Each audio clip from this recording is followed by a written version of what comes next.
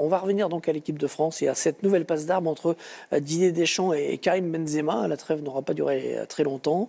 Le déclencheur, 2 interviews données par le sélectionneur aux Parisiens et au Figaro qui ont amené le Ballon d'Or à réagir. C'est le thread signé Clément Crépu. Cette semaine au programme, il y avait l'élimination de Paris, le licenciement de Corinne Diacre, mais rien sur les Bleus. Mais ce week-end, paf, Deschamps-Benzema, le retour. Thread. Vendredi, Didier Deschamps, dans une interview donnée aux Parisiens, est revenu sur la blessure qui a contraint Karim Benzema à quitter l'équipe de France lors du dernier mondial. Le diagnostic de notre médecin rejoint celui qu'on lui a donné à Madrid. Son retour à l'entraînement ne pouvait pas intervenir avant le 10 décembre. En me réveillant, j'apprends qu'il est parti. C'est sa décision, je la comprends, je la respecte. Réponse du principal intéressé sur son compte Instagram quelques heures plus tard. Mais quelle audace! Pourtant, depuis la retraite internationale de Karim Benzema, on pensait que le dossier était clos. J'ai écrit mon histoire et la nôtre prend fin. Grave erreur, puisque vendredi soir, Karim Benzema a repris la vidéo d'un influenceur pour faire passer un petit message. Monteur, oui toi, monteur, tu mens. Ouais, monteur, ouais. On retrouve le petit clown accompagné d'un sacré Didier et en fin de journée hier, une annonce. Je vais devoir m'expliquer pour le peuple. Le peuple attend avec impatience ses explications.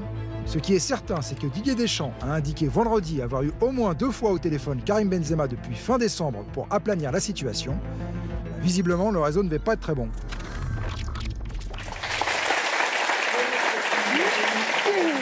Le thread. C'est toujours un peu mystérieux, hein, les phrases similines de Benzema, il faut le suivre Ouais. sur les réseaux. Hein. Après, bon, sur le terrain, il n'y a évidemment rien à dire. Après, au niveau de la com, c'est vrai que je trouve ça pas très clair. Je trouve ça... non, enfin, à la limite, Deschamps a fait une interview. Je ne suis pas en train de dire que ce qu'il a dit est la vérité. Mais du coup, dans les réponses de Benzema et puis même les déclarations qu'il a faites après la Coupe du Monde, on n'arrive pas à y voir trop clair. Alors moi, ce que j'attends, c'est qu'il y ait une vraie communication, des vraies explications.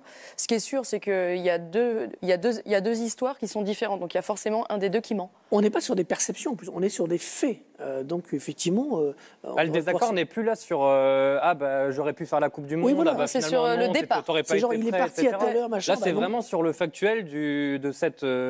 notamment soirée que raconte Didier Deschamps dans cette interview. C'est ça qui est particulier et nouveau même dans cette histoire depuis quelques heures. C'est quoi? Vous le prenez comme des enfantillages ou comment vous vivez ça?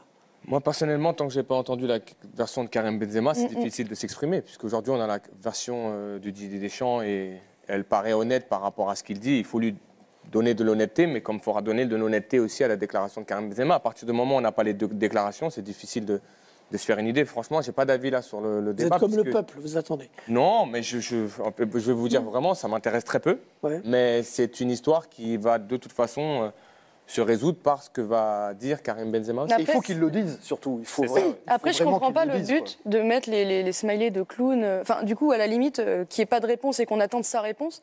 Mais je trouve que l'approche, elle est inutile pour lui. Il est au-dessus de ça, en fait, Karim Benzema, je trouve. Vous savez, il n'a pas besoin de ça. Je crois qu'il est possible que la bisbille nouvelle ne se limite pas aux conditions de départ dans cette Oui, fameuse c'est nuit. possible. Et qu'à mon avis, ça Mais je rejoigne préférais- aussi la question de la blessure et de la gestion. Ça ne joue pas en sa faveur, je trouve, de mettre des espèces de stories où on ne comprend pas.